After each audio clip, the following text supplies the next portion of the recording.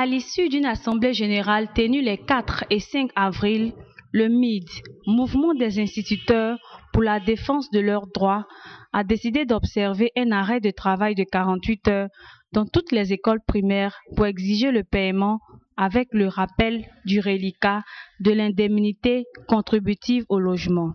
Le paiement avec rappel de la deuxième moitié de la bonification indiciaire, le paiement du rappel lié aux admis au CAP des années 1988 à 1992.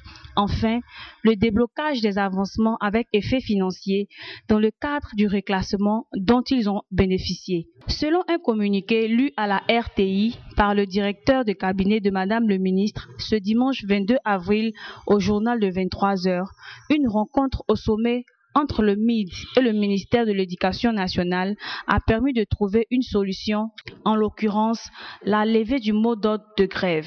Et le ministre de l'Éducation nationale tient à informer le corps enseignant, les élèves et parents d'élèves que l'école sera ouverte le lundi 23 avril 2012.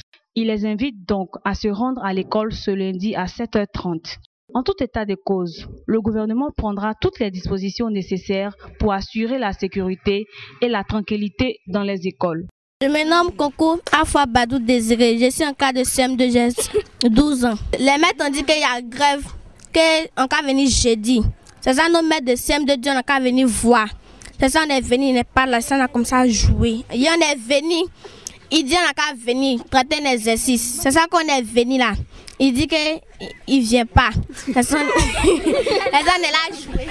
Depuis hier lundi à aujourd'hui mardi, le constat est le même. Toutes les écoles visitées sont certes ouvertes, mais les salles de classe sont restées hermétiquement fermées. Point de cours. Les quelques enseignants et personnels trouvés sur place refusent de s'exprimer à notre micro. Si des enseignants censés transmettre le savoir refusent de parler, est-ce par peur? Quid de la liberté d'expression en Côte d'Ivoire? N'y a-t-il pas matière à désespérer? Cependant, hors micro, il reconnaît avoir été délogé par les grévistes. Que va faire maintenant Madame le ministre? Les Anglais disent « wait and see ».